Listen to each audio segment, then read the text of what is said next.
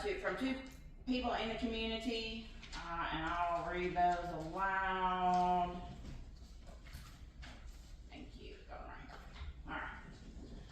So the first one, I'm not sure if I'm supposed to say names, but says, good afternoon, I'm not certain that I will be able to attend the meeting. However, I would like to inform the commissioners of some of my concerns on the new ordinance. First, who is going to determine if a hunting dog is specially trained? Second, who determines if a dog is a nuisance or determines what a nuisance is? That is totally an opinion of a property owner, and what may see as a problem, another may not. We actually take care of our animals. However, our animals are not penned in and are allowed to roam about our community for exercise. One person complained that one of our dogs pooped in their yard and became irate after they were told that we would not pen our animals up. So according to your new ordinance, this person could file a report and our animal could be taken, or we could be written a citation for pooping on someone else's property. By passing this ordinance, you, the commissioners, would be causing individuals to complain about anything they consider a nuisance if it bothers them. Next, there may be some who are not comfortable getting a rabies shot for their animals. There are some vaccines that I as a human are not comfortable taking, therefore I do believe that I should have the right to decide on my own what I will do for my animals. We do still have rights in this country. I understand dangerous animals and the need to keep our community safe, but I do not agree with this ordinance as written and would argue that if passed, you are infringing on our constitutional rights. The items listed are only a few of my concerns, and 2 days is not enough time to elaborate on all of my concerns. I request that my email with concerns be forwarded to all the current commissioners and look forward to hearing back about my concerns. Thank you for the time. So one of the questions that was raised is about the vaccinations. Rabies, she's not comfortable getting her animal shot for rabies. And rabies vaccinations are required by law, North Carolina General Statute 130A-185. And the nuisance animals, we have discussed that numerous times in committee. At large, dogs getting into other people's trash is unsanitary and is covered in the ordinance. Pooping in a neighbor's yard, it's not the best thing that could happen, but maybe you should offer to go pick it up. You know, I think the best thing we can do is just go over what the definitions, what nuisance. I don't think I'm on and on. You got it turned on. Of what nuisance is in this ordinance. You know, the definition of nuisance is any animal that disturbs the comfort or safety of the inhabitants in the neighborhood, interferes with a person that's reasonable or comfortable enjoyment of life or property. Animals merely making noise, such as barking or howling, are not subject to being a nuisance animal. Animals utilized in production of crops, livestock, poultry, other agriculture animals are not subject to being nuisance animals. Animals protecting livestock or animals serving as certified therapy or service animals may not be designated as nuisance animals when they are in the course of lawful performing their duties.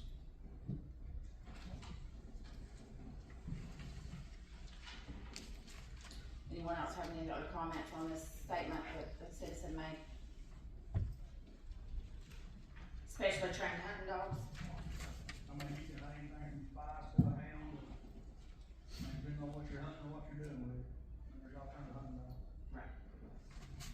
I don't know that there's any like tag specific or anything for it. There's not any kind of identification. It's just, it's a hunting dog that is in. Just certain breeds. Certain breeds. The next question, next statements that we had.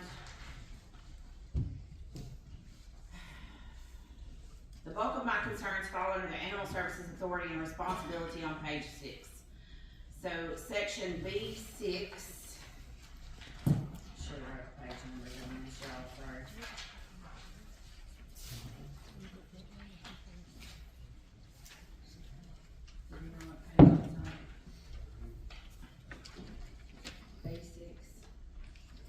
Is conduct, this is in regard to the page 6. Animal control officer duties. Animal Services authority and responsibility. B6 states that conduct checks within the county, including at home, to ensure compliance with this ordinance and or North Carolina state law pertaining to rabies and dangerous or potentially dangerous dogs. There will be an attempted notification to the property owner prior to the check being conducted. You want to work with that, the thing of the dangerous dogs, Page 6. The potentially dangerous dog is not new, it's been in general statute.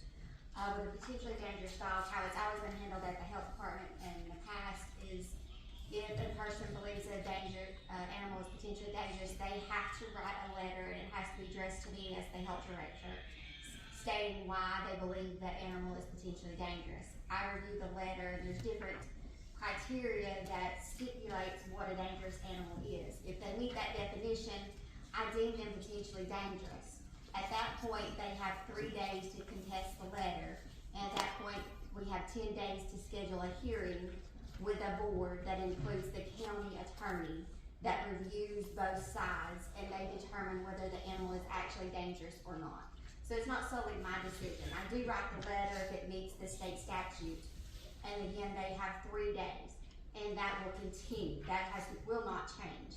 What has changed with this ordinance is the letter will be sent to the animal services, and they will review it and determine if the animal is potentially dangerous or not. not that. And not the health department. The only thing the health department is actually responsible for is rabies. Making sure that the person who is bitten has the opportunity to seek treatment, basically. In the event that a dog is, let's say I'm a property owner and I determine that dog is dangerous, the law states that I have the right to put it down, okay? Without contacting you, if I consider it dangerous. I have actually personally had a rabid Rottweiler try to come through my screen door at my house, so that's why I said that about the time frame. There's a fine line. Are you saying that it's wrong that we have to contact you and wait 3 days for an answer, or in those situations, it's act now? No, there's emergency Okay. situations, Okay. and that's handled Sure. through the sheriff's department. Mine is like Yeah. a bite has occurred or something of that nature, or they just come on my property and act aggressive and then the dog left. That's potentially dangerous. If the dog is dangerous, Yeah. then And under as that I cir- understand with it the was law, dangerous. you have the right to do what you need to do, basically. Okay. And folks, animal services is not just coming knocking on your door at your house just to see if you've got animals. They're gonna come to your house if your dog's bit your neighbor and went to your neighbor's property and bit them, and you don't have vaccine records, and the dog's been quarantined for 10 days. By law, they have to do visual checks to make sure that dog's still not running at large. Correct. They're still gonna contact the property owner and say, listen, these are probably the dates and times I'm gonna come by and visit. It's not, he's just gonna randomly be showing up to people's houses just to see if you've got a dog or not in the backyard. That's not how this works. The next question is section, it still deals with the potentially dangerous dogs.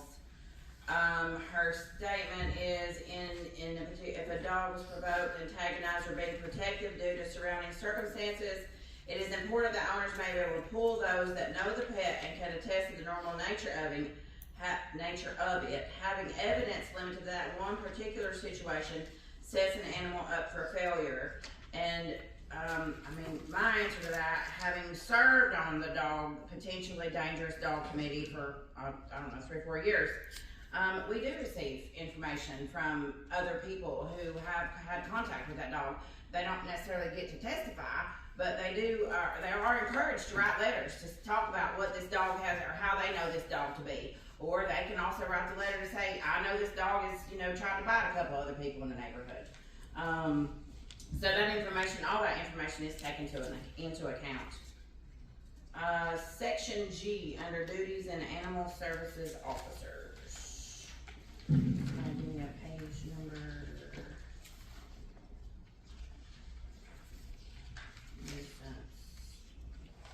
Wow. Okay, page 12. Duties of Swain County Animal Services Officers. Section G, the question is, the county and board should establish what the required training is for ASOs, and this should be standard across the board, not at the discretion of the animal services director. And what we have found is that there's no state certification or rules for statewide animal services officers. Jerry has worked really hard, going to other counties, talking with the state, finding out what he can and cannot do, or what their office can and cannot do, and what they're allowed to do by state law. We're both certified. Okay, both certified? Nationally certified. Nationally certified, because there's no state certification, right? Right. Who's that national certification? Justice Clearinghouse. Section D under penalties. Section D, a schedule of civil penalties, costs, and fees shall be adopted by the Board of Commissioners and placed on file with the clerk to the Board of Commissioners and the Animal Services Director, which civil penalties, costs, and fees are in addition to the repeated offenses set out below. The question is, all associated fees and penalties should be complete and listed prior to passing an ordinance and be viewed by citizens first, rather than addition to what is listed below. There should be no personal discretion, and nothing should be done after the fact without the public being notified and having a chance to give input prior to. My answer is that it's clearly listed on pages 14 and 15 for what the violations and the penalties are.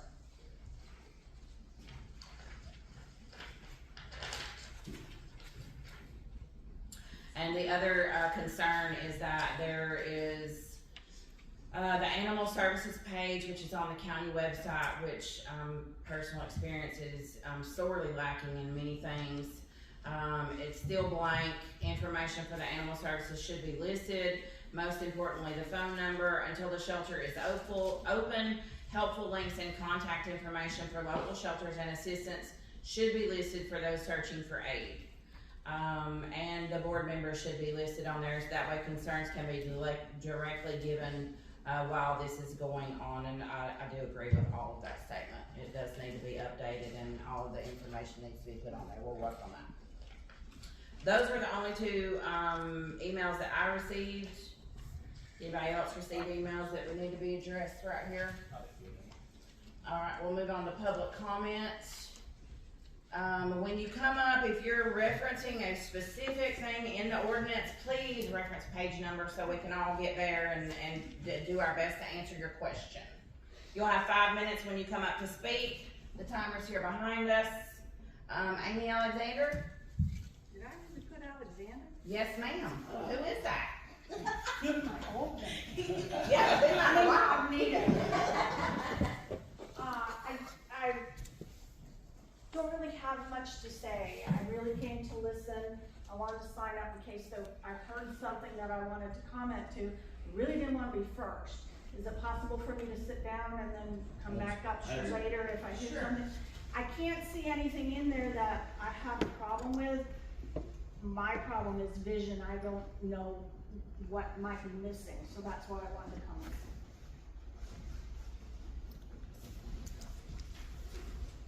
Billy Dills?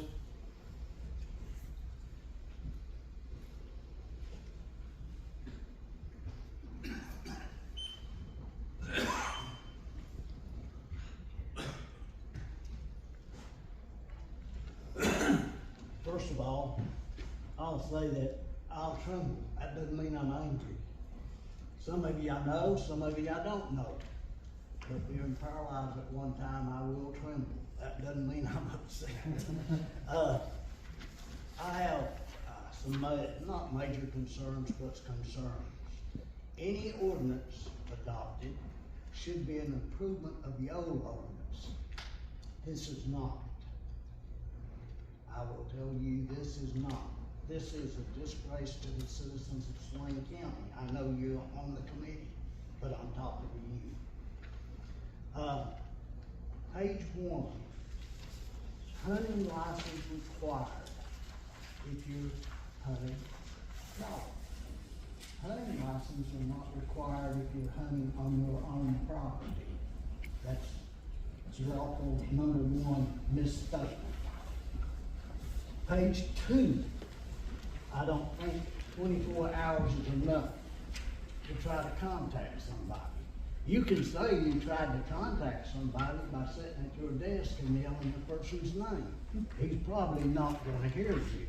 By what means are you gonna contact? Animals at large definitely needs a better definition. The one that's in there is really terrible. I have a problem with wolf cross breeds. I don't have a problem with them because they like me. A guy lived in the woods for 2 years and his wolf dog lived with me for 2 years. He bit people at church, he bit people in the community. But he loved me. I told him it was because he was a good judge of character. You need to define legal on page 4, legal entity. On page 5, more than 2 times. On page 6, firearms. When you enter my yard and you have a firearm, there's a different connotation to me. My reaction will be different. Tag, current tag. I agree, should have, but the person should be able to say the dog, cat has been vaccinated. My cat getting the vaccination cost me, I have a paper here, $118 because a cat requires a physical. That's wrong. The vet is getting rich and the county's getting poor. And the tag, if you have a dog that's outside, the tag, if you attach it to the collar, unless you put a brad through it, it's not gonna last because what happens is the little connection thing wires the thing in two. Expense of the owner, I have a problem with that. If you get my dog off my porch and take it into town, you should have the expense, not me. You can charge me whatever you want to. That's wrong.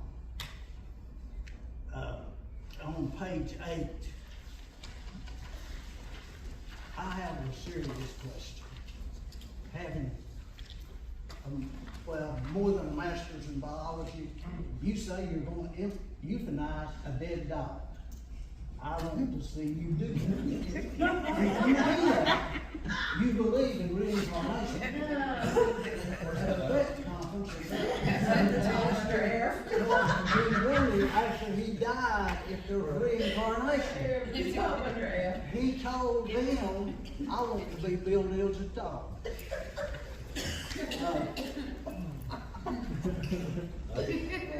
Define unknown efforts to locate. On page 7. We're back on page 7. The old ordinance is illegal in 2 cases. I'll let you figure that out, but it plainly says that the animal control officer will be issued, unless, oh, Jerry, I like him, unless he's had major surgery, he doesn't qualify. Now, on page 9, you cannot use a invisible fence. I got news for you. I can put up 2 invisible fences in this room, and you guys will only come out when I give you permission. Keep going. Okay, it's up, but I've got 2 more things to do. Keep going. $500 fine per animal if you take the collars off. I gave the guys permission to hunt, and they lost about $1,500 worth of tracking equipment because people threw them in a campfire. We got the dogs back because some lady picked them up and brought them back and read the address on the collars. They should also, the $500 goes to the county, they should also have to pay for the devices if they're caught. I believe there's a criminal charge for that that would require restitution. Now, making a long story short since I'm out of time, you say that people are not legally responsible. If there's any part of the ordinance that is illegal, You are responsible because you wrote it. County commissioners are responsible because Still. they certified it. We have a problem. The problem is they have insurance to cover this, but we're gonna say $7.4 million. They should suffer a little bit more than the insurance covers. So that's an important point for you to remember.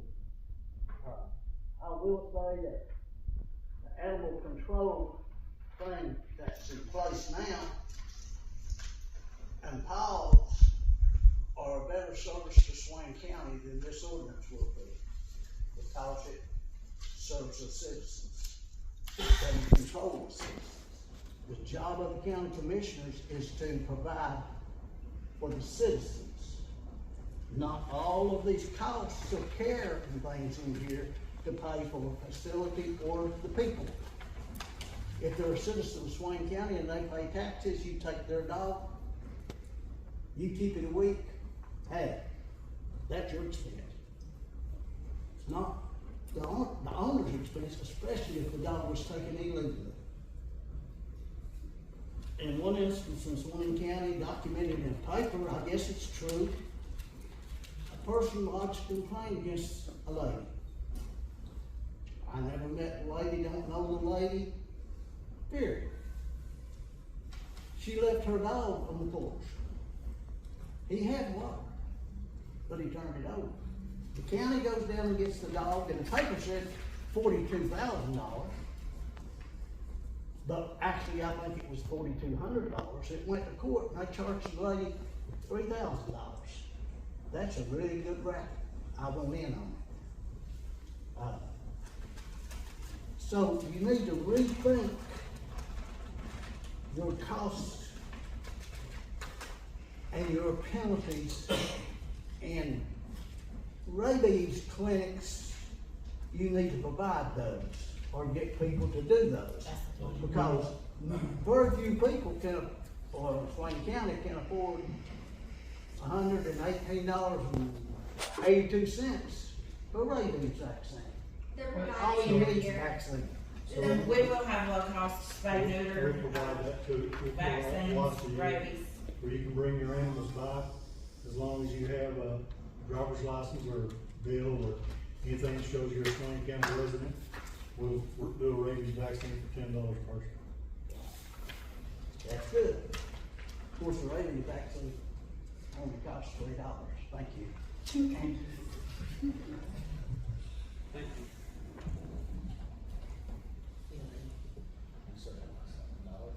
And that's Billy, it's the son Billy, Oh, the other Billy. the other Billy. Other Billy. Willard. It won't take me very long.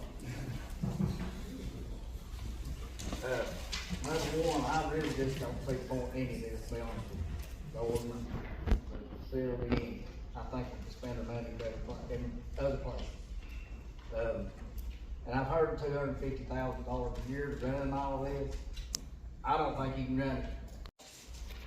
Director and an officer and then plus benefits, I can't see it happen, that sheep on buildings, trucks, all that, I can't see that happen. Another thing is, I don't think the officers should carry it, because when they come on the place and they've got a gun, that changes the whole situation. Now, sheriff's deputies, they're paid, trained, that's what we pay them to do, and I'm thankful to have it. But a dog officer, I don't feel like I ought to have a gun.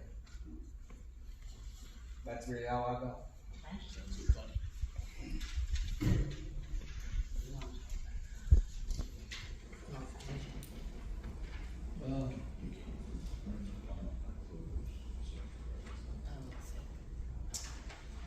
Oh, wow. All right. If your phone number is 736-6486, stand up, please. That would be David Loftus, I believe. That's your handwriting. I went to Bryson City School.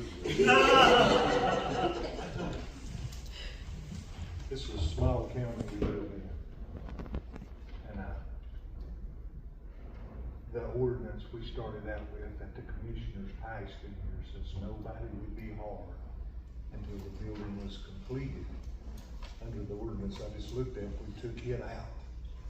We've had 2 people harmed now for a pretty good while. I'd say we're $100,000 backwards, and they still not got a building. They can't even tell us how much the building costs because we don't keep up the labor. It's gonna cost us, I estimated, $278,000 to operate a year. I think there's a better way to spend the money. I don't think we have that big a problem anyway with animals in this county. I'm just again all the way. I'm for letting Paul's operate it. If they were to work out a deal with them, it would save the taxpayers money in the long run. And as far as the man coming onto my property, you better bring the sheriff with him when he comes if I don't want him there, because he won't stay alone. But I ain't gonna take 5 minutes of y'all's time. Again, that's all the way. We done got 2 people hard. That's draining money from the county that we didn't even have to do. And if you don't believe it, go back and read the original agreement. And it's very plain. But we do things in this county that makes little or no sense to begin with. And we're continuing to do it. So I think we would scrap the whole deal and start from scratch. That's about all I'm gonna say. Jason? Gordon?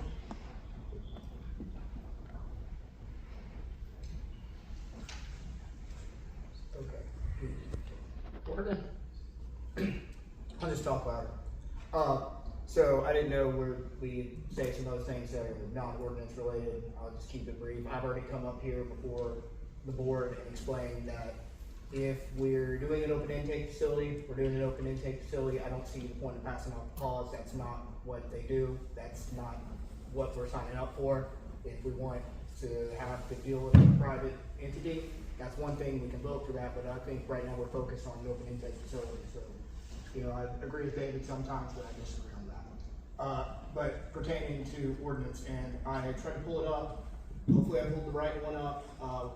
So forgive me, I don't have a printer, I don't have it printed out, but parts of the duties, I didn't notice anything about surrenders or dealing with that. Is that something that would be under ordinance, because that could be a call to happen? Because I think a lot of the ordinance is looking towards, you know, like abandonment, neglect, things like that are the negatives, but sometimes people just, they're overwhelmed.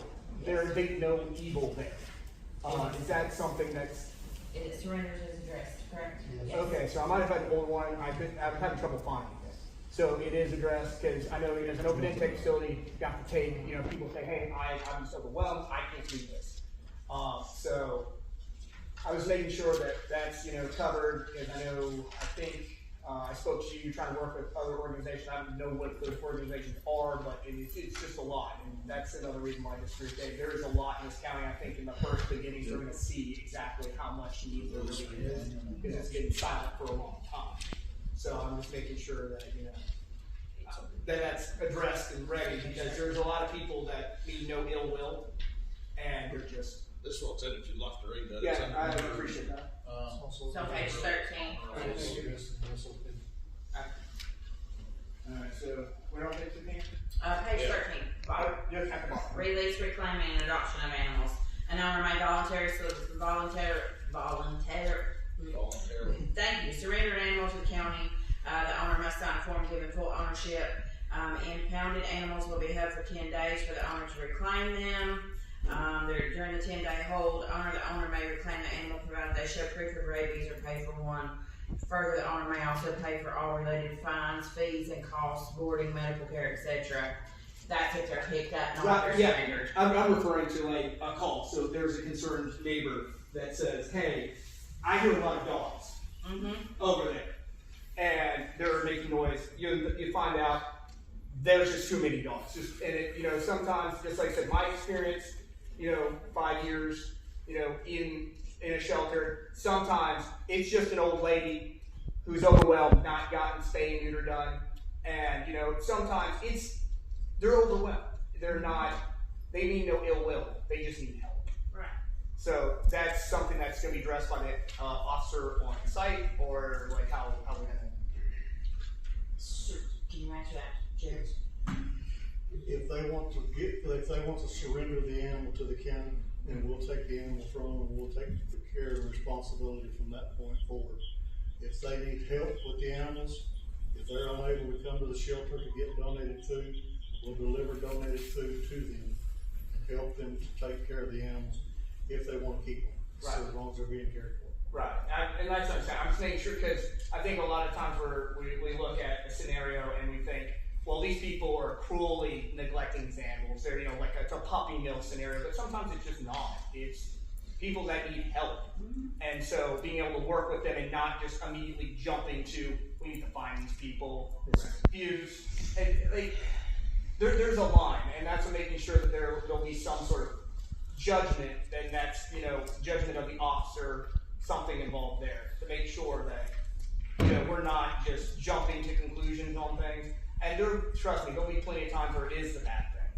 Unfortunately, that's the case. A lot of times there is the bad thing, but sometimes it's just somebody that.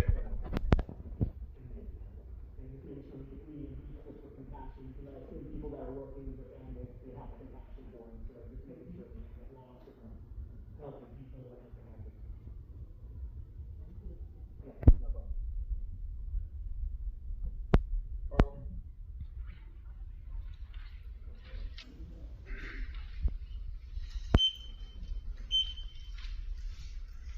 I have a few things. I think that gentleman there said the perfect thing.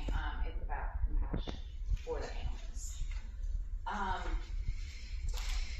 So on page 6, it is a kind of a direct conflict with what is on page 10 about how everything investigating animal cruelty and abuse and bites, and I get that. But then on page 10 it says, if someone makes an anonymous tip, it won't be investigated at all. I mean, surely y'all would understand as a neighbor or something why somebody would want to make an anonymous tip. That's under the nuisance animal for the anonymous, and an anonymous is under nuisance. Okay, Okay. just like the barking. Right. And Yeah, stuff like that.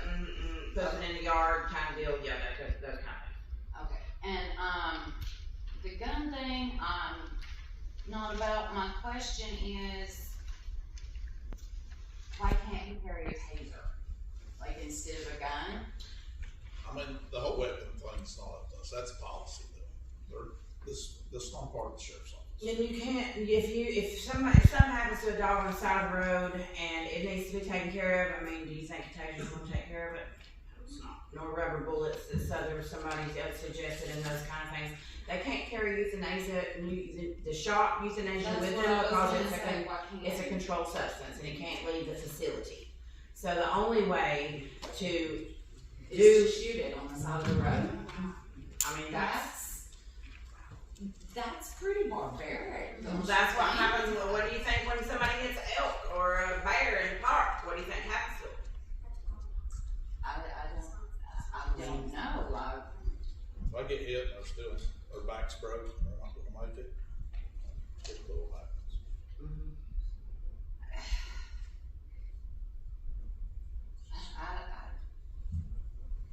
There's a difference between an elk and a dog. Right. Like there's a huge 1,000-pound difference. But also, if a dog is hit on the side of the road, I mean, you want it suffering there for somebody to come and take care of it. If its back is broken, by moving it, you're gonna you're gonna give it more pain and suffering, trying to get it to the vet. I get that. Okay. But I also don't want a school bus of children driving by and see somebody taken out. Well, It It's, don't work. The wood block roads off of it. that's on page 8, there's just a lot of things. The word euthanasia is mentioned so much in here, it was quite disturbing for me. Animals are injured and dead, an animal dies while under observation, so they're just gonna cut its head off and send it off. that's rabies. That's the state law for rabies rules. Yes, but it's all up to the discretion of who. What if it's, how do we know? That's the whole point of sending their head so that they can be tested for rabies. That's state rules. You know, tags and collars come off all the time. Dogs don't know property lines. And all adopted animals must be spayed and neutered before adoption. I don't disagree with that, but I think the county should provide that. Like with Oz, all of their animals are vaccinated, spayed and neutered, and that's in with the adoption price. Jerry, isn't that That's included? exactly the same way we do. Right. It'll be done the same way by veterinary. Do you'll have your own vet, or will Yes, you use ma'am. Cherokee? No, we have a contract with the vet. If we need assistance with an animal, she comes to us. We use the cow weed cow girl, Jessica Scruggs.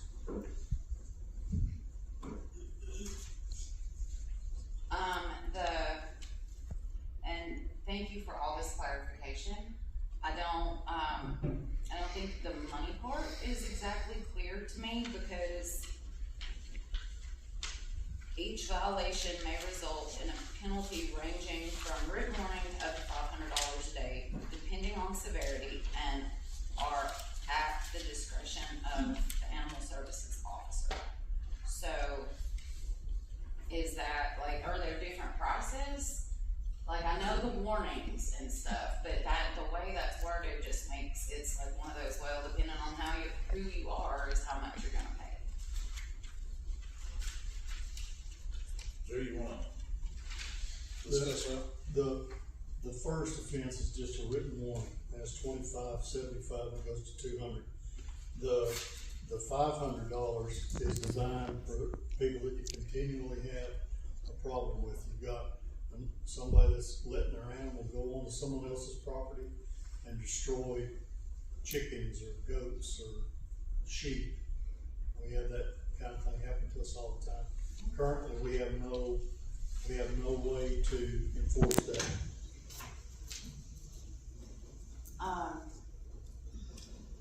If you don't mind me asking, other than, so you won't be delivering like euthanasia, that won't be your thing? Delivering. The euthanasia, cause I stopped counting at how many times that word is brought up here. I'm certified to euthanize, and so is Officer Ford and the vet. We're currently, if we have to euthanize an animal, the vet is euthanizing the animal, because until we've got our North Carolina drug license, we're in the process of getting our DEA license, but until those narcotics arrive at the structure, we can't euthanize off of someone else's license. Well, if you don't mind me asking, what else are you certified in when it comes to like animal handling? I'm certified animal control officer, I'm certified to euthanize, I'm certified to vaccinate for rabies. We've got our paperwork filed for the vaccination, and we're supposed to do a clinic with our vet. We have to give, both of us have to give so many shots, rabies shots, for the last part of the certification, and then it'll go to the health department for signature on paperwork to be submitted to the state. That was another thing, when it said all vaccines, so does this do away with like the 7 and 5-in-1 shots No. that you can get at Jack's? No, Because the way it was worded just made it seem that way. all of the vaccines that we'll provide are in our standard operating procedures manual, and that hadn't been made public yet, but it tells how we do things each and every So day. y'all are just more worried about like the rabies vaccine than the other ones? Because the other ones, I can go to Jack's and get a 7-in-1 and give to my dog, and I'm not really gonna have a record of that. But if the county owns an animal, if the animal comes into the shelter, it becomes property of the county after a certain period of time. We'll give it all the vaccines, because we don't know what the animal's had and what it hadn't had. But you only keep them for 10 days? No, ma'am. The law says we have to keep it for 10 days. Okay, So Our like goal- if the dog is just surrendered, you're not gonna like shoot it in the head just because it's been there for 12 days? No, our goal, all shelters, unless they're a rescue, euthanize animals at a certain percentage. If you adopt out 94% of the animals that you take in, or you foster them to a rescue, you're not considered a kill shelter. That's our goal. We've contacted rescues across the country. They come through this area once a month, and they pick up animals, and they take them to another location where they're needed for adoption. So we're not trying to euthanize animals. I add one thing when you was talking about the euthanizing. General Statute 19A-32.1 says that there's a minimum holding period for animals and animal shelters, public viewing of animals and animal shelters, disposition of animals. By law, we have to hold them for 72 hours to make sure that they are not sick or anything else. Then by law, after that 72-hour period, we have to make that animal available for adoption unless there is a bite history or it is aggressive or there's something so wrong with it that it's gonna cost astronomical amounts to be able to help that dog. What's better, quality or quantity? So by law, we have to make that animal up for, available for adoption to the public. So your goal is to be a no-kill shelter? Yes, ma'am. So why start as a kill shelter? We're not starting as a kill That's shelter. what the law says, you're either a rescue or you're a shelter. We're a shelter, and it's with a 94% rate of adoption, you're not considered you're not a kill shelter. We have plenty of people who will plenty of rescues that will take the animals, but if you euthanize one dog, you're a kill shelter. And it could be a dog that, like Pam said, quantity over quality, it's, you know, it could be something that, it's a bite history, it's mauled a couple people, okay, that animal doesn't need to get to do that to anybody else. And say something crazy was to happen, there would be like the health department investigate, cause some people aggravate dogs. You know, some people are just not. Right, falls under the potentially dangerous dog. The person is notified, the owner is notified, they have an opportunity for a hearing. And then if they don't like the dangerous dog committee here, what happens at the dangerous dog committee, then they have the opportunity to appeal that to a judge. How do you get on that committee? When it comes up for appointment, then you apply for the appointment. Okay. Thank you. Thank you.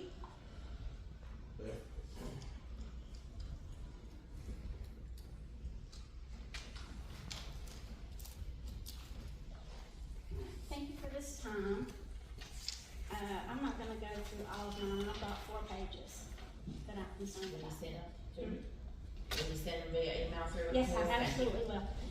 Thank you. Some people have already pointed out the firearms, that's a concern to me. I know that you said if they're out there and they've got run over and their back is broke, you need to do it immediately. Let me tell you something, Gina. Cause has picked up animals that have been run over. We've picked up animals that the sheriff's department has said, we need to shoot them unless you come. I have one living at my house, Moonshine, okay? Lived there 7 years. Didn't need to be shot. One of my concerns with the firearm is we're getting a lot of people calling us and saying that animal control is shooting dogs. Well, if you don't allow them to carry a gun, these people can't accuse them of coming out there and shooting a dog. They can't accuse them of it. But if they're carrying a gun, I mean, because there's other methods, non-lethal methods, to help an animal. And if you think you're going to go out on a property to see somebody or their animal, and you're worried about your safety, do like I do. Call law enforcement, ask them to go with you, or ask them to go act on it. You don't have to have a gun. Law enforcement needs to have a gun. My other concern is 10 days. I'm going to tell you right now, you're not going to get a dog adopted in 10 days. You're also not gonna see the temperament of a dog in 10 days. When dogs and cats come into the shelter, they're scared, they're timid, they're afraid. Some people will see that as aggression. I need to know that there is a board and that there is an animal control officer that is experienced, hands-on experience, to know what an aggressive dog is. Because being scared or timid, that's not aggressive. I would like for our community to have that information. And I would like for our community to have his background, his experience, any board member. And this is not personal. This is just, I feel like we need to know what the background is, what your experience is, how you can determine that that dog is aggressive. I do have experience with this, I promise you. And we have dogs that come into the shelter and cats that will hide, that will, you know, they've been starved, so they got food aggression. It's worked out, okay? It does get worked out. You can't just determine on that. Sick and injured animals. Are you gonna get them to vet care? Or are you just gonna euthanize them? Okay? They come back 3 weeks later and their dog's been euthanized because it's been over 10 days and nobody claimed that dog. We gotta have longer than 10 days, people. We gotta have longer than 10 days to get them animals adopted. We've gotta have more than 10 days. You've gotta give these animals a chance. You've gotta give the sick and injured animals a chance. They all deserve a second chance. And like I said, I've got 4 pages. I could skim through all of this, but you know, I would like to know what the background is for the ACO rather than just being qualified to euthanize and to give the rabies vaccinations. There is a lot more to it. I want to know about behavioral. I want to know your experience with temperament testing a dog. Do you have it? Have you been to classes for that? Okay. Oh, I see. Because we citizens don't know this. So that's my major concerns, is carrying the firearms, the length of stay that the animals are going to have, and that you are going to actually help sick and injured animals. You've got to be able to help them. Can I ask one question? Sure. Where did you get the 10 days from? I've seen it several times in this. That's the minimum holding. Yeah. Okay, so that's what I'm asking. I'm asking, are you going to give them? Because it says that you can adopt it out or euthanize. I want to make sure that you're giving them time. How long are you going to give an animal to get adopted? I mean, if the animal is up for adoption and nobody wants to adopt it, we're gonna work with rescues all over. You said that you had already been working with rescues, right? We have a list of rescues that we're going to work with. Oh, you're going to work with, you've not been working with them yet. You've not made We're not rescue currently actions. taking animals. I'm sorry? We're not currently taking animals. I understand that, but you said you were working with rescues. We have talked to several of them. Can I get a list of those? Sure. Okay, because I'm gonna tell you, it's gonna take everybody working together. Because the thing is, I've been told that we've had an animal control officer for 2 years. Okay? 2 years. I've been working for years, helping animals, and the last 2 years have been the hardest for paws. It has been harder. We've had more calls, we haven't had more issues. But I'm told we have an animal control officer. So how come, if we've had one for 2 years, things are harder instead of easier? I think a lot of that, Beth, has to do with, we really don't have a place to take the animals when we need to get them. I understand that. So like for us, you know, one reason I asked for law enforcement to be on this board is for us to have say where it would benefit us. Right. You know, we're out here at 3 o'clock in the morning, and we catch some fugitive from Florida, and he's got his Rottweiler in the back seat of the car, and he's sitting with the trafficking load of drugs.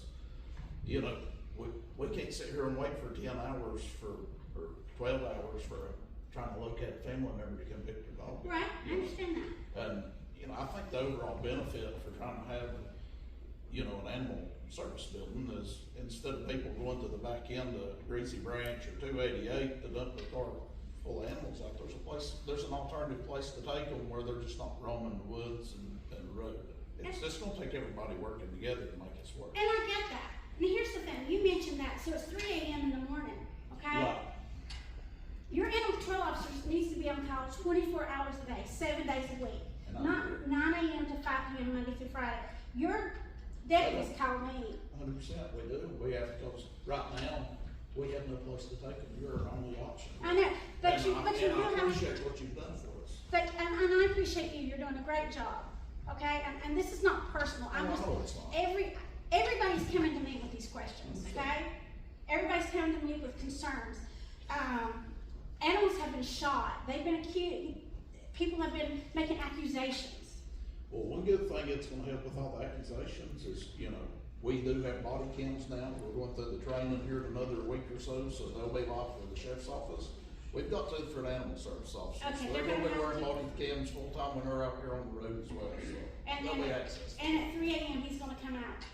That's what they told us. Okay, and when we're talking about the facility, I've not toured it, so it's not really fair for me to say.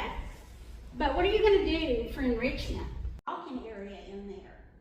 So what you gonna do for enrichment, which is very important, because if you really wanna get these dogs and cats adopted, you've gotta get them socialized, and you've got to give them enrichment, because if you don't, you're gonna have kennel craze. You're gonna have dogs that are gonna get worse instead of better. There's an exercise area behind the building. There is? It's fenced all the way around. If I truly encourage you or any member in this audience to take a tour of that building. Monday was the first time I did, and I was highly impressed. And when will the building be ready? It's nearly ready now. That'd be a better question for him. We're close. What we're waiting on is our DEA license coming. Okay. And like I said, this is not personal. I just want to know, because here's the thing: when somebody deems my dog dangerous, this board that's going to decide on it, I want to know that they have the expertise. The dangerous dog committee's been in effect for how long? I understand, but those board members, what is their background in it, Gina? I mean, I'm on the dangerous dog committee, there's And no what's your other, background?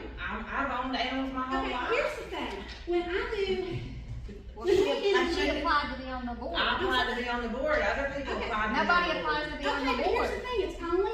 So is it only open to county employees? Because that's No. all that's on it. No, it's not. It's not only open to county employees, and it's not only county employees that are on But it. can it be opened again for others?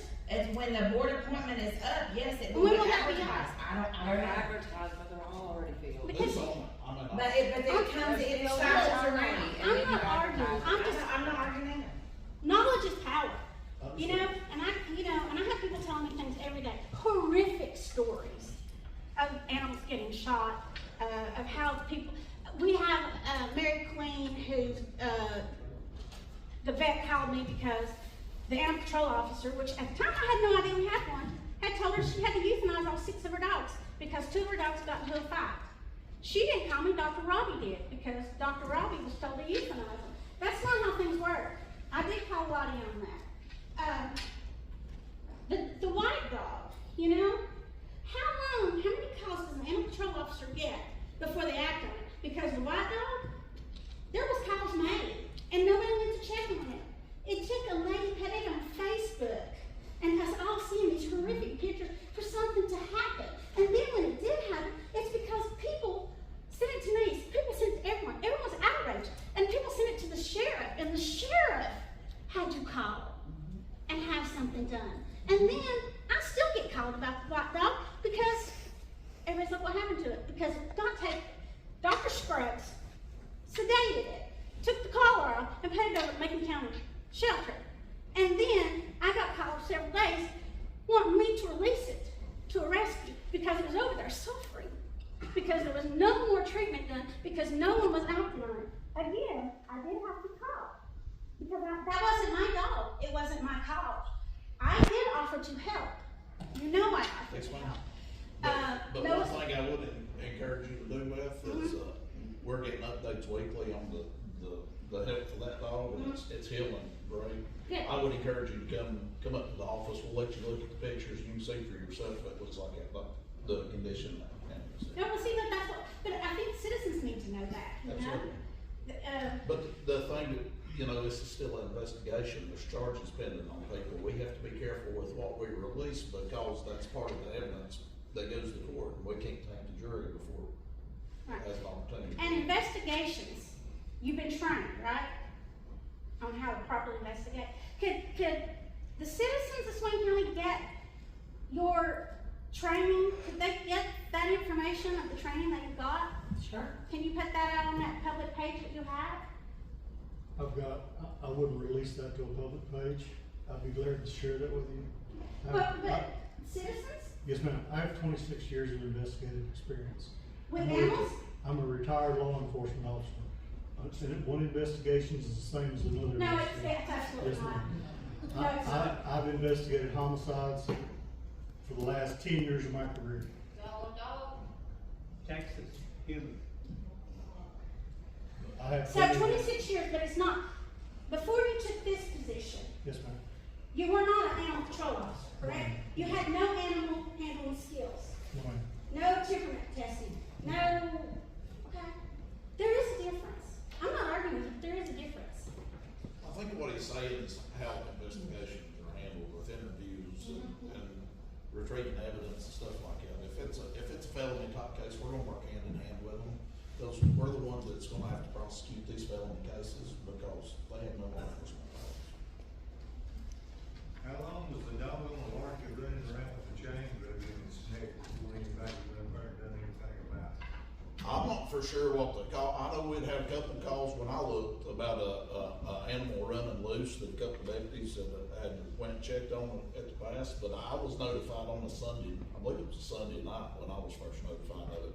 We had handled that dog several times. And, by Monday morning, It initially lived at one location in that area, and it was owned by a man and a woman. And that dog was actually involved in another incident where it had been involved with a bite. They moved and evidently had abandoned the animal. We've been up there several times looking for it, but at that time it did not have a chain or anything around its neck. The first time that I found out that the animal was injured, and same dog we looked for a couple of months, is when the sheriff called me and said, I've got these pictures of this dog. I said, we've been looking for that dog for months. Now, But yeah, other people say I've that. got to 911 calls, and I believe it tells a little different story than what I'm getting from the sheriff for you. And if you want me to, I've still got them at home, we could hear them. And, it seems like our animal control man didn't come out on the weekend, was his response once. I was told. Are you not to gonna work be on a the 7 weekends. day a week man? I was told not to work on the weekends. I've got the 911 calls, cause I went out there and requested them. I was told before the building opened not to work on the weekends or after 5 o'clock unless it was an emergency. But do you realize that you will have to, because those issues don't happen 9 to 5, Monday through Friday, they happen at night. They happen on the weekends. I've worked 24 hours a day my entire career. When the phone rang, I got up and went to work. And that's the way this will be operating. Okay, I just want to make sure that it As is. soon as the building opens, where I have a place to take animals, I'll come out at all hours of the night, it won't matter. Either I'll be on call or Officer Orr will be on call. And your background, before you were hired, did you have animal care, welfare, temperament, any of that training for you? I've owned different animals my whole life. Okay, let me stop you there. Dogs, chickens. Okay, let me stop you there. When I have people apply for a job with me, and I'm a pet, you have to have animal care experience. You have to have vet tech experience. I still have 99.9% of them come in and they go, oh, I'm experienced. You know why? Because they own animals. Just because you love an animal or just because you own an animal don't mean that you have the experience to take care of the temperament testing or the investigating or. Beth, what kind of training's out there available that they could take? So they not have it? I don't know. They don't work for me. I'm asking You what. not have it? I'm asking what training you There's know that's available. there's a lot out there. Okay. HSUS puts on a thing about 3 times a year. ASPCA does a thing for proper animal handling and temperament testing. If you would like, I could get you some information on that. Yeah, I'd love to be able to share it with them. But that was just all that you had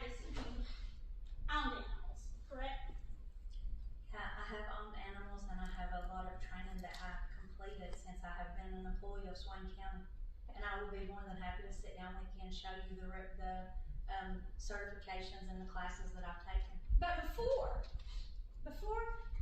you applied for the job and you got the job, you didn't have any other training.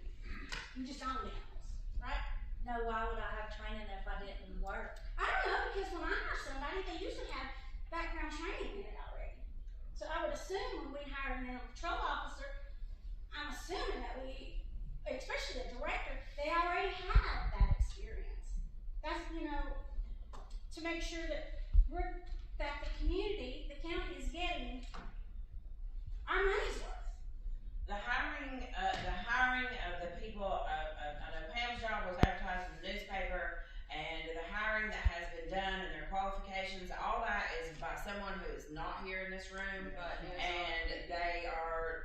that was done, it's not us. Okay, well, We're just trying to do the ordinance and to be the listening to try to get this ordinance to where it's suitable and it protects the animals and it protects our community and our citizens, and that it tries to make Swain County a better place. yeah, well, and that's the thing. We want to make sure that Swain County is a better place. But we need to take care of our people, and we need to take care of our animals. Okay? And that's the thing is, I would implore you again that I don't feel like it's necessary to shoot animals at large. I don't feel like they need to carry a firearm. And I do feel like you need to allow animals more than 10 days. And you need to give these animals a chance. And I'm through. Thank you. Thank you.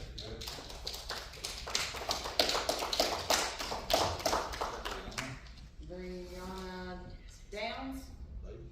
Downs Davis. It's Downs. Hi. So I'm Brianna, I'm calling from desk, under pause and everything. I agree with everything she said, everything I completely agree with. Firearm, I have another dog of my own, came from pause, terrified gunshots. He was a hunting dog, petrified. If you come onto the property with a gun, he's gonna be terrified. He's not aggressive, however, not all dogs are the same. If they're terrified of guns, they can't act in an aggressive way. If you're already setting that up, it can, they bite you because they see a gun, or if you're walking towards them in a demeanor where you're already scared of them, they can sense a lot more than we can as people. I mean, that's just dogs and just animals in general. I guess one of the big questions I have is kind of how sick is too sick? You said that the animal is sick, injured, and stuff that could lead to the euthanasia process. How sick is too sick? Are you gonna look at a parvo dog, even if it's in the early stages of parvo, take it to the vet and get it veterinary care? Or are you gonna say, well, that's gonna cost a lot of money, so you're already sick, we're gonna euthanize you? All the animals are gonna get veterinary care. We don't wanna be in the business to euthanize animals. If an animal needs a lot of care, we'll attempt to get a rescue to take it. There's a lot of places where you can send animals, but a lot of them will deal with a specific breed. So you can find one of those rescues and try to get it to them. Our goal is not to euthanize animals. Absolutely. Okay, like was mentioned earlier, the animals hit by a car on the side of the road. Are you able to assess their injuries in a way that a vet would, to necessarily say, oh, this is a broken back. Oh, this is, something that they're not gonna come back from or anything like that. If the animal's on the side of the road that's got 2 broken back legs, it's obviously not able to move.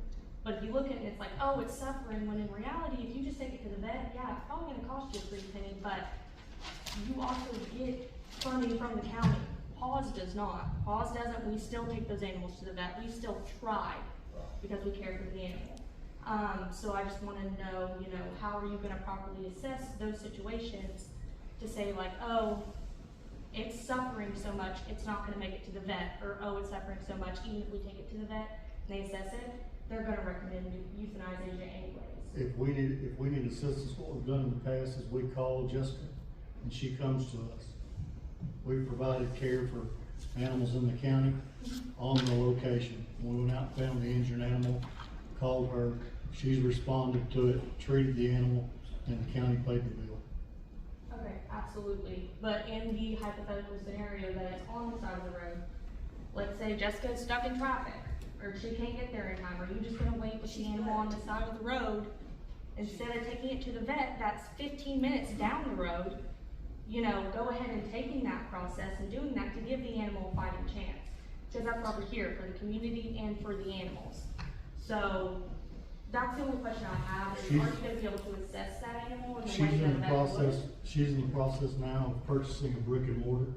Okay. And so she'll have a mobile service in the brick and mortar. In Swain County? No, ma'am, in Macon. So we've got someone that's gonna be doing veterinary care, but they're gonna have to come from another county to come and do it? She's been doing that. I didn't think she was, because I didn't think you could take animals in here, because you didn't have a building. We treat them in the field. Oh, you treat them in the field? She comes and provides medical But you care know, in the field. but the thing is, she stays very tied up. She's a very, very busy vet. So I'm having a hard time believing that she just drops everything and all her clients and comes right there to the field where you need her to be. She does it. I send her a text message. Within a few minutes, I have a phone call. I just paid for an emergency call. You know how much an emergency call from that same vet, and that's who they use? You know how much that's gonna cost the people of this county? The last time she responded to a call from me, she charged us $80. That's because she cut what, the collar That's off? a good deal. I'm gonna ask her to do me the same deal. I believe ours was $360, so. So we're also already paying the vet, even though we don't have the facility? We're paying her to treat animals in the field. We're paying him and we don't have the facility. Oh, I know. That was a decision made prior to anybody in this room, y'all. Have you euthanized any animals since you've been employed in Swain County? One, at the request of the owner. The one in Whittier? Yes, sir. How did you just charge the animal? With a firearm. Did it run off in the river and die? It did. Oh my God. Wow. So you didn't even do it successfully? Thank you. You're welcome. All this is on public record, right? I just think we all wanna do what's best for the county and for the animals. We do. And I appreciate y'all listening to us and taking in our concerns and comments. Like I said, that's really all the questions I have, many concerns, but one of the big concerns is just the firearm. I don't think it's necessary, I think in certain situations it could be, but in those situations, the law enforcement is usually always already informed. They're already usually on that call. So I don't understand why it's quite necessary for the animal control officer to have a firearm. But that's really all I have to say, thank you. Thank you. Could I ask one question? Go ahead, Doug. Whose firearm did you use to dispatch that? One of the sheriff's deputies. What would the deputy's name be that would do that? Sir? What deputy would it be that would let you have his firearm? What difference does that make? Why did he do it? DeVere's? DeVere's, is that close? Can you read that?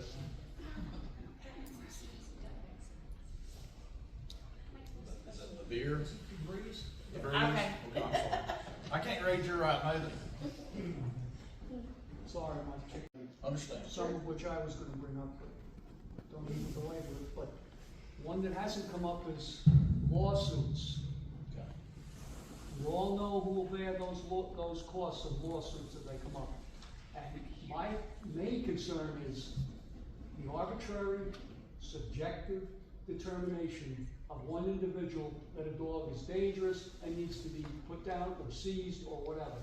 That's a statute that's been in place for years, the dangerous dog, and it's not an immediate person unless it is a determination from the health. If someone is bitten or the dog has done aggressive behaviors, that dog, you get an opportunity to say that my dog is not aggressive. And it comes before the dangerous dog committee, and it's either classified as dangerous or not dangerous. If it's dangerous, it's not necessarily automatically euthanized or anything like that. You have an opportunity to enclose it in a shelter with a roof. You placard it that it is dangerous, and you are muzzled when it's out. I mean, there are many opportunities for if a dog is classified as a dangerous dog or a potentially dangerous dog. Alright, but getting back to the idea of lawsuits, my concern is, and I've been hearing that you have qualifications, certifications, but you haven't said what they are yet. What do you think a good lawyer is gonna ask? The first thing he's gonna wanna know is, what are those four things? Education, experience, certifications, and qualifications. I'm telling you, you're opening a can of worms here. We're not over the hiring. We're not. We're solely here for the ordinance. Well, if it turns into a problem, you know, as I say, it's gonna be the taxpayers who are gonna bear the burden of it. And I think we need to really revisit all of this.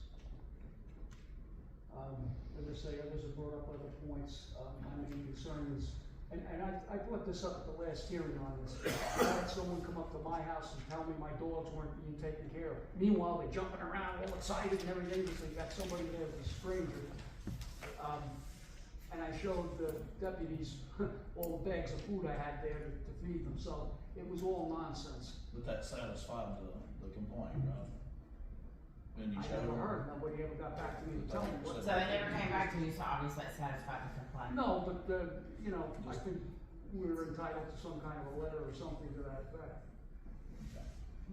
Something you should bring. I hear what you're saying now. All right, Investigation, that's appreciate it. Thank you, sir. Ed,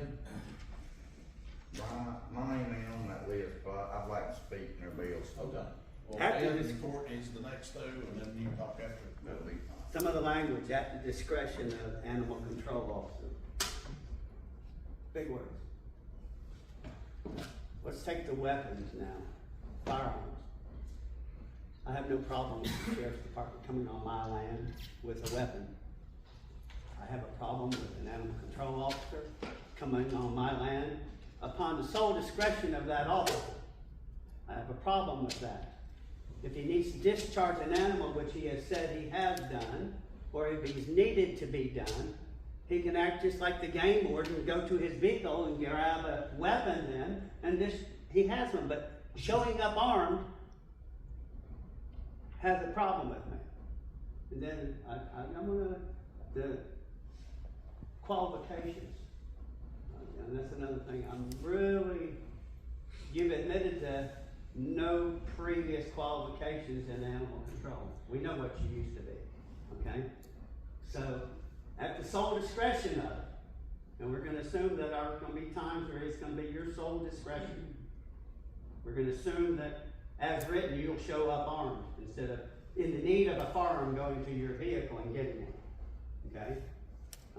If you ever show up on my land, please call the sheriff's department and leave your weapon in your vehicle. Okay, there won't be no need for one. So the qualifications that are still the biggest issue, and Beth brought it up, the biggest issue, and she had some minutes there and is far better at it than me. My problem was no previous experience, okay? And again, that's nobody here that's made I a know, decision. it's all virgin ground, and that's why we're talking and trying to figure it out. It's the sole discretion part, it's the arriving armed is a problem, okay? People call for an animal control officer, they don't expect you to come armed, most people, okay? So, so it wouldn't be a big deal if we changed that, so, if you're gonna carry a weapon, then leave it in the vehicle, if you need it, you can go retrieve it, okay? That's fair. It takes away that energy that when a man walks up, talking about taking a person's animal, or possibly doing other things to that animal. I have a problem with the qualifications that you, like you said, you're gonna vet. There's a lot of things we need to iron out. So this ordinance is far from complete. It has to be fair to the citizens and the hunters. The hunters have exceptions. They need them, okay? Those dogs hunt food, to be honest, most of them, okay? So that's, but it's the homeowner that needs the same gimme, so to speak. Showing up armed isn't a good sign, okay? It does send a bad message, okay? Everybody knows about the doggy shop. Okay? I mean, I know, you know, that's the public issue with you. Okay? I was requested by them. I know, but that's the issue, I'm just telling you the But issue. that's not an issue right here, we're Right, talking I about know. ordinance. But it's the fact that it's under your sole discretion, and a lot of the language that I didn't bother to bring, I read it twice, I mean, so, and I have, you know, we have a dangerous animal committee, that's fine. Otherwise, it's at your sole discretion, with no previous training, so your sole discretion needs to be scrutinized, okay? I'm not saying we gag you and say you can't do things, but maybe wade into it slow. You know, people are gonna have to accept you in this county, you know? You're not gonna be forced down people's throats. And, there's gonna be a lot of, I don't like my neighbor because his dog barks at me, so I'm gonna turn him in. And I have a problem. That's addressed in the ordinance, and you can't do that, barking dogs are not. Well, right, I know, but that's people who allege anything just thinking that you're gonna come get rid of their dog. You're gonna pick their dog up, okay? That happens. That's happening now. People are calling and complaining on their neighbor. We've taken no dogs. We go out and investigate it. If there's nothing to it, we tell the person there's nothing to it. If you wanna give me a sworn statement and sign the bottom of it, that's what you testify to. And if I prove that that's wrong, you falsified a government document. Okay. We have But that. I'm saying it's gonna happen. We have that we have that now. We get calls all the time, people are complaining on someone else's animals, or someone else is not taking care of their animals, or someone's not doing this or that. We go out and investigate it, there's nothing to it, there's nothing to it. So you and your department will be available 24/7 Yes, sir. in the event. Let's just say the EMS goes to the house and they're taking an elderly person to the hospital and there's a dog, you know, they can call you and. They'll call us. Okay, in the sheriff's department, they have to pull someone over, he's DUI, he's got a bad dog in the car. I mean, We'll come pick the animal up. a bad dog in the car, how do you deal with that? With pole. Okay. We'll put the animal in the shelter. The next morning, we'll go to the sheriff's office. We'll meet with the person in the jail. Ask them, do you have anybody that you could release this animal to? Can someone come pick up your animal from the shelter? If no one can come pick the animal up, they want to surrender it to the county, we'll take the animal and we'll take care of it. So all law enforcement is continually going through classes for learning, you know, the constant having upgrades. Are y'all going to be going through classes? Correct. Upgrading? We're required to do that by state. Okay. We're required to have so many CEUs every year, which is training. Continuing education. Okay, right. I mean, that's what, because you came on board without any, it's all been acquired somewhat. As for you, cause I'll pick you out. You've been in that position, but you've also been quote unquote project manager. Correct. So, okay, and so you had a duality of pay, okay? But, so someone 24/7, and y'all will figure out billing, I'm quite sure. Meaning, you know, you'll figure out hours, it's not gonna be extra 24/7, so it's gonna be your responsibility. I mean, it's snowing like a big fan, and 2 o'clock in the morning, and cold, and. We'll go. Okay. Thank you. Well, Gordon.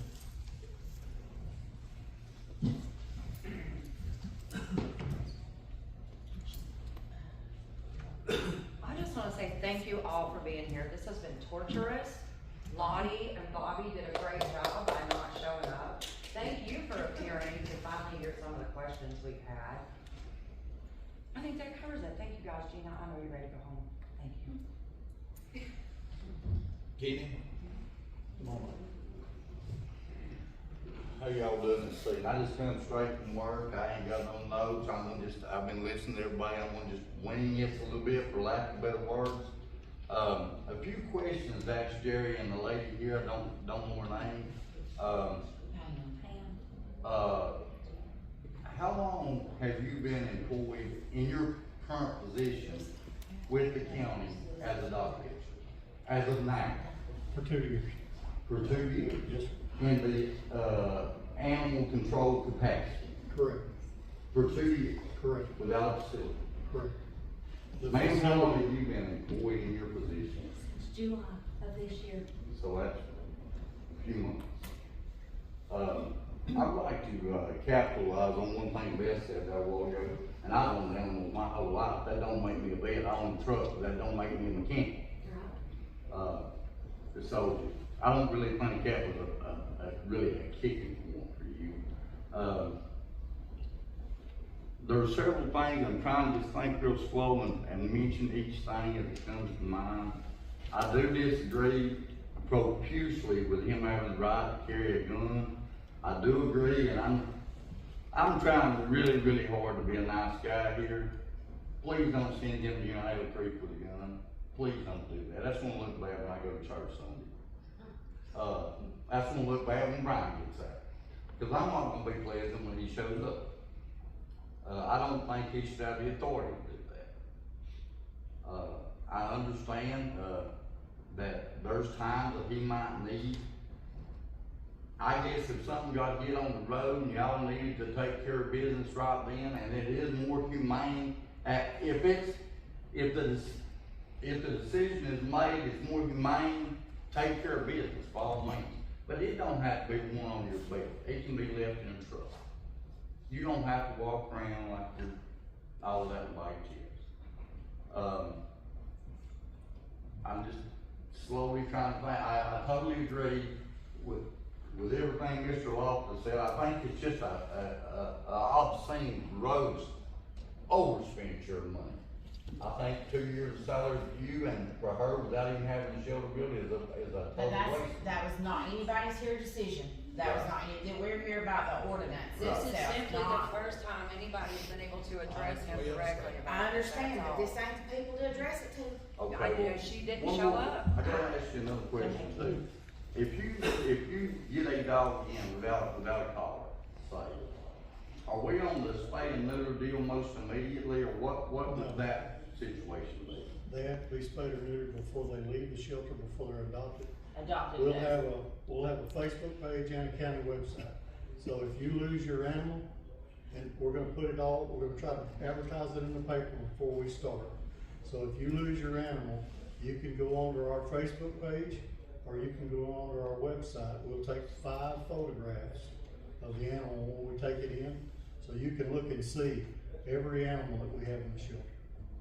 But if by chance, as a hunter, and I know we're exempt somewhat, as a hunter, if one of my best male or female dogs gets loose, and y'all nab it, him or her, and I miss the boat on this 8-9 day window thing, when I get her back. You're gonna find your dog missing. You're gonna know your dog's missing before the 10 days is up. County website. Who's gonna run your own website? You're Well, gonna know your let dog's me missing before the finish, 10 sir. When I get her back, it's not gonna be intact, whether it be male or female, is what the point I'm going to.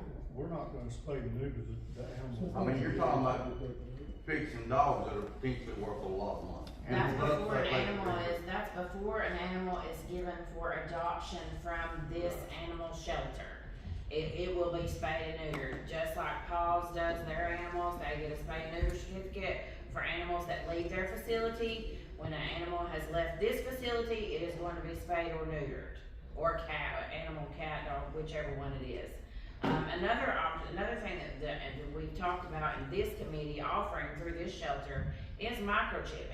And they will have microchip wands for, to read an animal in the field to know where it needs to go Well, to. most of my dogs are mine. Okay, see, they'll have a wand right there and you won't even have to worry But about that it. don't mean that people will not take collars off. They do it every year. Right.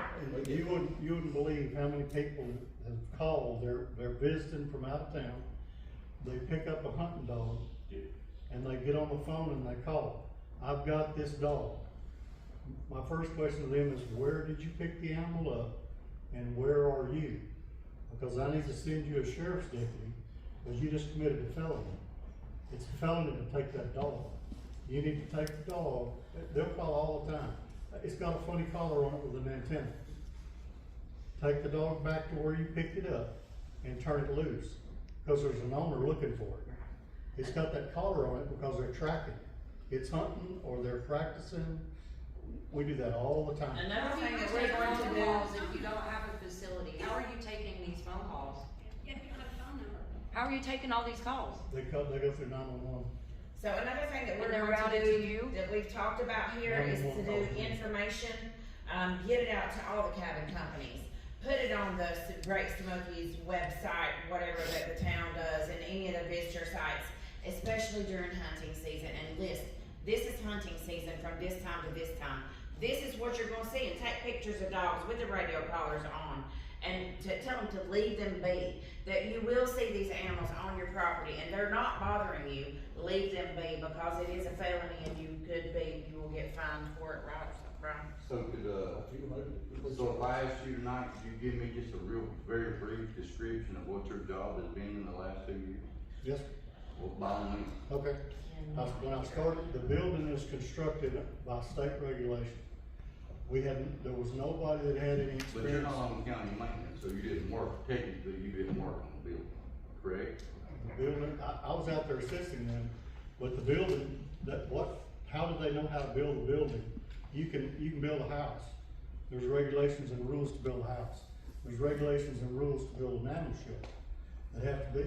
The animal shelter has to be compliant with the North Carolina Agriculture Code. You couldn't pass your building inspector test, but now you build commercial. Courtney, that's enough. So what you're saying is you was kind of the oversight guy on the Yes, part. yes. And ma'am, what would your job description be in the last since you got it? I'm all for hunting, buddy, that's why I'm on this committee. We're here talking about this ordinance. I mean, we don't need to drill these folks about it. I'm just Because it wasn't our decision. We This didn't is not our hire them, decision. we're here about this ordinance. Well, it's not. I agree, but I have one question to ask you too, and I can't hold it. Your job title has not been agriculture for the last 2 years. I've not worked for the last 2 years. Your county manager said here two meetings ago, when I asked her what your title was. Now, tell us what your title has been for the last 2 years. Project manager and animal services Project director. manager. And animal services director. One thing you need to learn to do, Jerry, is tell the truth. I'm telling you the truth. Things will go better for you. I'm telling you the truth. We're not here for this. This is not the place. For the job. David, buddy, we're here for this ordinance. Yeah, be great for all of us. Kenny, do you have any other questions or concerns about the ordinance? I just have one more question. Okay. It ain't really a question. And obviously, since Mitch wants to cut me short, I'll just appeal, obviously, since arguing with y'all is not getting anywhere. Let me appeal to the people of Swain County. If you grew up in this county, and you love this county, and I love this county, I love the Lord you curse. I'm out in it all the time. I see the local people, I see the local elders. I see them struggling to pay bills. I really do. And you know what? When we just have gross over expenditures of money in this county, it all goes back to the tax base. It all funnels back to the tax base. Oh, we've got to raise taxes again. We've got to pay for this and we've got to pay for that. And we're spending money in this county like water running out of a freaking boot. It is a joke. It is a running joke. Agree, but again, this is not the place for that. We don't. And we don't have anything to do But with this the is building part or of the it. overages. This end of the table No, is part of it's it. not. No, sir, it's not. It's part of the gross over expenditure. No, sir, it is not. Well, we have a disagreement there. Okay, we can agree to disagree, honey. But, and that's pretty much all I had to say tonight. But if you love this county, and I love this county, I love where I live at, they ought to seriously consider what the tax base is doing to the people of this county. Maybe your family area property don't mean anything to you. By all means, if it don't, sell it to one of these tourists that's moving in here, make yourself rich and go live in Cousin House. Are you speaking directly to me? No, I'm not speaking Okay. directly to you. Me personally, I'm gonna try to hold my dirt Me too. Till- I think we all feel that way. We all love our community here, and that's why we serve voluntarily on this committee. But gross over expenditures, Jim. Again, will that's force- not will that's force- not what we deal Yeah. with here, Kenny. When me and That's the county.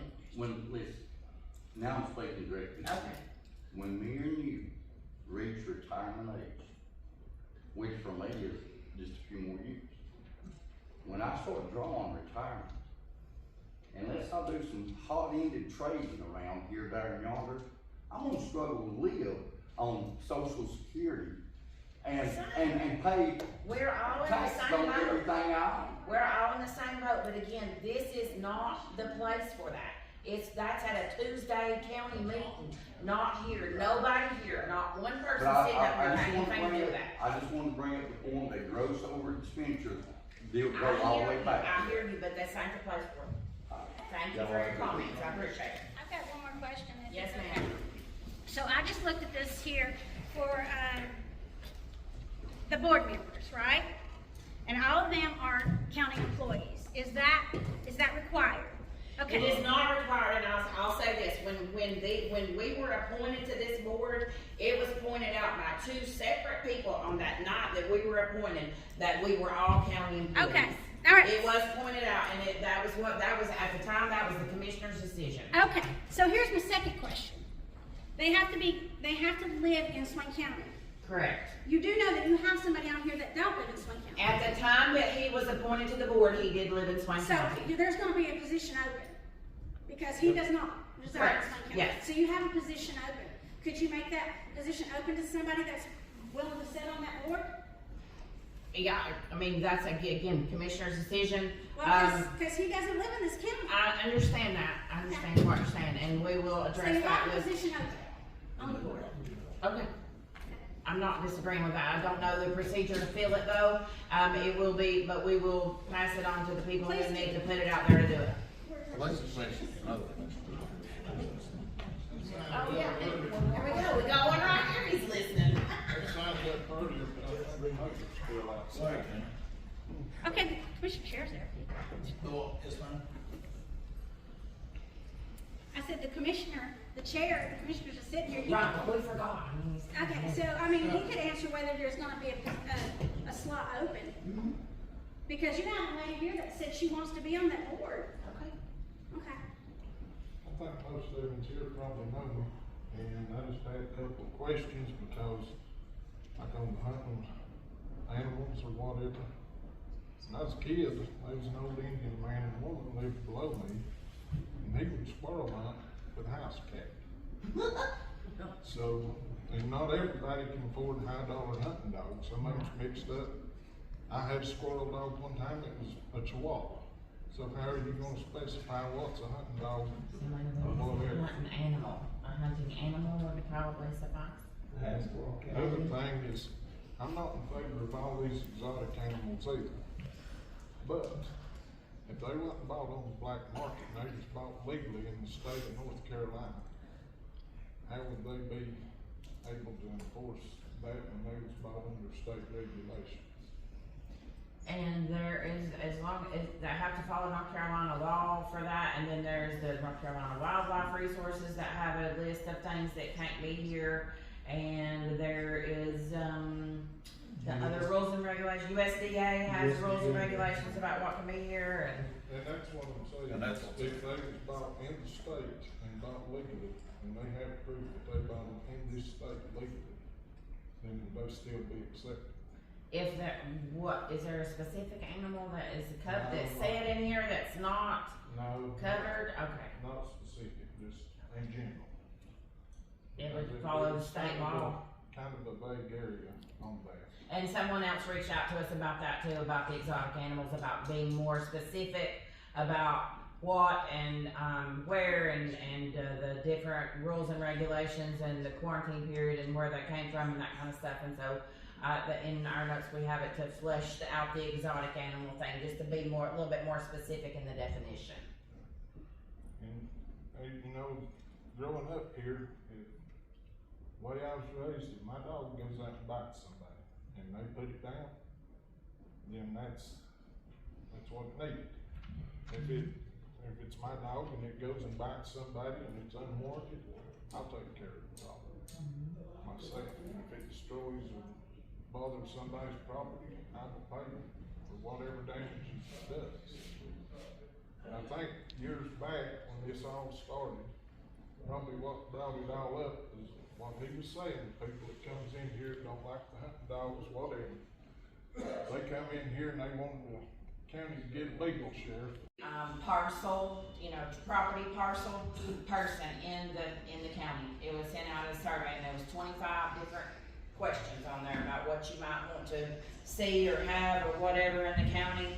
And I did just a cursory sorting on it, and animal control was number 1 in that survey. And again, 2019, which was when this ordinance was first started. So at that time, it was very important to the citizens or property owners in the county.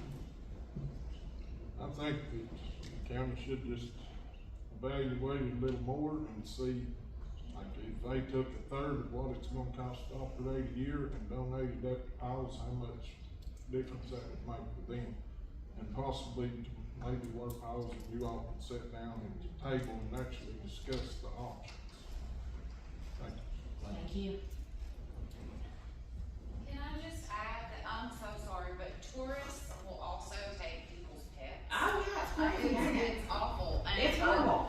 I do know Airbnb owners that are not from here, they don't live here, they have asked their guests to take locals' dogs. And it's messed up, so. And again, maybe in the information and putting it out to the overnights and putting it on the visit the Smokies website's not the one I'm trying to come up with, but anyway, putting information out there about, we don't have leash laws here. Dogs are roaming free. Just because a dog is, sitting by the side of the road does not mean that it's abandoned and it does not have a home. That's not what it means. Leave it be. Yeah, I also worry about Miss Maybell, who's 80 years old, and her little Pomeranian gets out, and she don't have. Well, maybe her neighbor would be looking. Miss Mabel's gonna tell her neighbor that does have social media, and Miss Mabel's neighbor's gonna help her find her dog. It don't always. I know it don't, but we can, try to. I know, I'm just speaking Yes, from ma'am. experience. I just have a question. So I live off Brindle Road, and I drive through that same past animal control building, but I know it's not open yet. There's animals that are constantly on the side of the road that have been hit and killed. There's animals at the sanitation center that they found that have walked over to there. People are dumping their animals at y'all's building. Are y'all gonna put out a statement to people, hey, we're not open yet, don't drop your animals off here. It's right next to a road. Dogs run around, cats, they're the most, they're gonna run in and not hesitate to go under a car. There's many animals that have been there, some maybe that have been dumped and gone away, who knows? Are y'all gonna put out something about that just says, hey, we're not open yet, don't dump your animals? Or are y'all gonna, if y'all have cameras set up already, are y'all gonna try and identify that person and say, hey, you shouldn't have dumped your animal here. 1, we're not even open and operating yet, but 2, it's illegal to dump your animal. So is there gonna be something about that in the time frame that it's not open yet? Are you talking about a specific time that that somebody dumped an animal? We know it's a valid fact, because we get calls every day about kittens over across the recycling center. Okay, your building is right across from there. Why are you not helping those kittens? There is cats that's been run over in that road. And we have gotten more calls about dead animals right in that section, or animals that are up at the Coca-Cola plant. We picked up a dog up at the Coca-Cola plant. Yet ever since it went out that building was gonna be open on September 1st, we have so many calls, or we have rode by there and seen dead cats. So she's making a valid point. You said you'd be open on September 1st. I don't think people necessarily look or read. They just heard that through the paper, gonna be open September 1st, and they go by and they just jump those cats over there. But nobody's collecting them. And you're right there. It's a valid point, because we've taken the calls, and we've actually went and picked up some there, and we went to the Coca-Cola plant because the dog went from there, I'm sure, up. But there's been a lot more animals in that area, and it's just since September. And mind you, Maybe we'll put a sign out Extension Help Desk now? Not you, Gina, but they're there at that building. But where are they gonna put them? They're not even asking for help. I have not seen any animals in that area. I Wow, have not go seen- over and talk to the other county people that work at the recycling center, because they'll tell you, because they keep telling us. I see dogs over there all the time, and I live in town and rarely go to the dump. I mean, their carcasses are. And do you deal with the Constantly. dead animals and stuff? That's why we just, that's why we're saying they're not even being moved. Yeah, out of DOT, the 's- when you see a dead animal, you're supposed to contact DOT, they pick the animals up. Yeah, but you're right there. Okay, when you're driving by there and there's two dead cats already sitting in the road right next to the animal, that facility, that holding facility. Okay, come on, get the dog out of the road. Okay, yeah, DOT is supposed to, but we gotta have some empathy here for these animals. I mean, yeah, it's a dead dog or cat in the road, or they've already dropped them off. Okay, do something. Those animals are being turned loose right there, right now. Do something. I got one more question. Something I heard this gentleman say before, and I wanna make sure I get clarification and I'm not misunderstanding. If you take a dog in to keep it safe, and you're saying put it back out, where it can get hit by a car or attacked by a wild animal? Do what? Where was that? He's talking about people. I'm talking He's about, talking about hunting I'm dogs. talking about people picking up Oh. hunting dogs. A hunting dog, yeah. That hunting dog knows where it's at. Let's Or go. the owner knows where it's at, cause they're tracking it on their phone. I see, okay. But now, Okay, if I wanted some clarification. it's in the highway, I'd pick it up before I'd let somebody get Yeah, run over. for I sure. would, yes, and then she We're all could take gonna it do to that. shelter.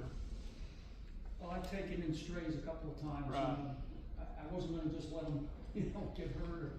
Right. I had some kind of a wild cat in my yard one time a few years ago.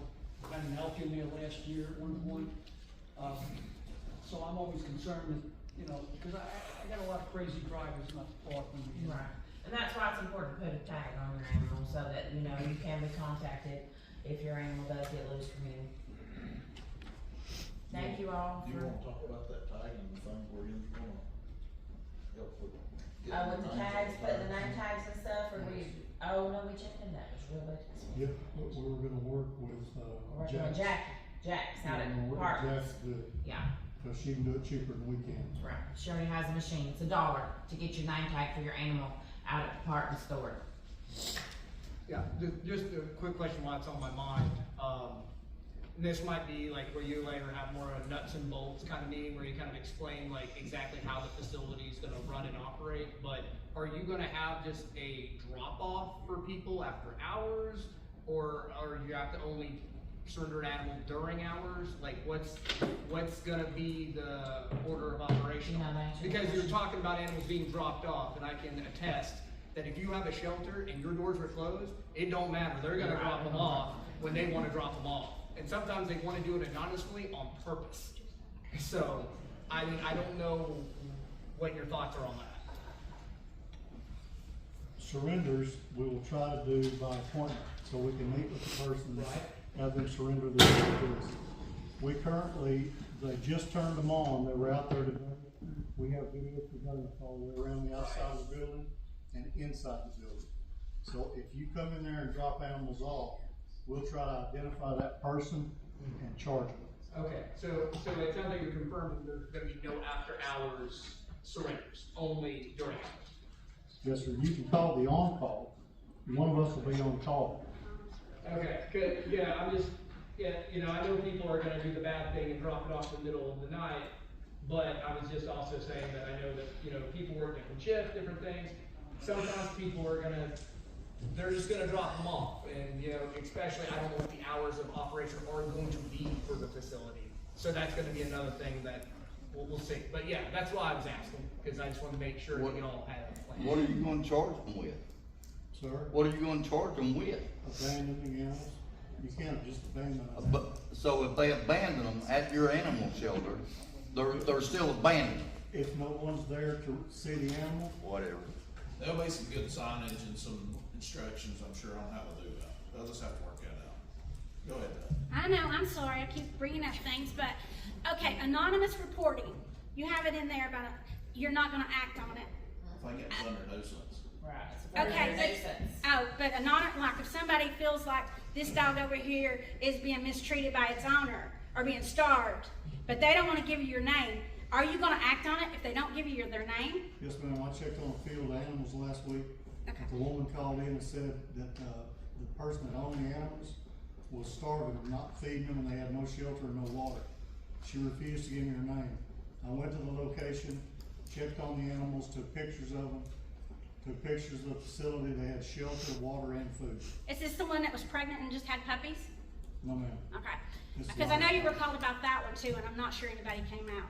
But I was just reading that where it said that you wouldn't act on anonymous, and that was concerning to me because people will want to report issues, but they're not gonna wanna do it. Only under the nuisance. Well, It's only under the nuisance, will it not be taken They as an still, anonymous they thing? still need to be acted on because this person over here is gonna want to talk about the nuisance, but they're gonna be worried that retribution is their dog's gonna get poisoned. We get a call every day where somebody's wanting to complain about this nuisance, but they don't wanna act on it because they know this person is going to poison their dogs. And it does happen in our county.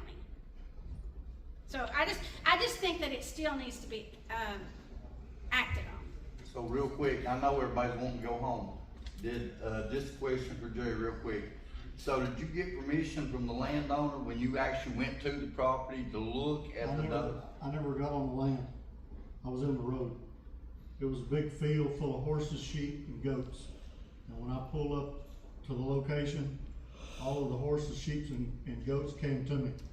Okay, You well, can had say- the dogs not been in your line of sight, what would you have done? Had the dogs not been He right had a, in, he had a complaint, just like law enforcement could have had a complaint. So with a complaint, they can investigate that complaint as an animal services officer. so you're telling me he has the right to come on my property with no? If there's a complaint received, is that correct? That's how I'm understanding the law to read, that if there is a complaint received about the welfare of an animal, this ordinance gives an animal services officer the ability to investigate that complaint to see to the welfare of an animal. Ron, that is not what you told me sitting over there the other night. I was talking about the dangerous dog. If they get a call on a complaint, they're probably gonna reach out to you before they go to your property and tell them they need to talk, if they know that you're the homeowner. Right, but if it's anonymous, then they can't reach out, they What don't if your know. property is posted? Does that matter?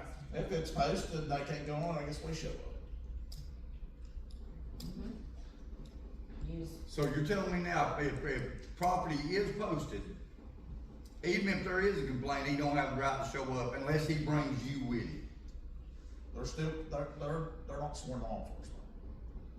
You should have a gun. So you're telling me you don't have the right to go on posted property? That'd be a conversation with my later, Kenny. You know, I'd probably have to go through the legal thing.